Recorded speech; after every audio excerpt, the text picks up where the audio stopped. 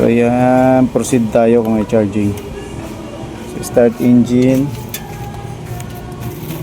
back up, mga lash, yung supply galing sa battery. Kung kick lang, so hindi kaya ng regulator o ng stator na masupplyan yung CDI ng 12 volts. So ganun lang.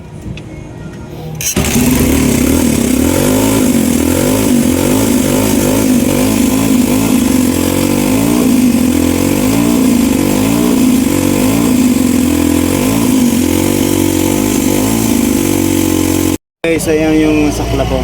Yung stator niya sumasabit dyan, tapos banda dyan mahina na yung magnet, so apektado talaga yung charging niya. Tapos mag-short yung stator coil kasi sumasabit, na-deform na yung magneto niya. Tapos dyan banda wala na yung magnet, yung may butas na yan. Kaya yung problema nito, pabalik-balik lang, walang charging. So yan, dapat papalitan ng magneto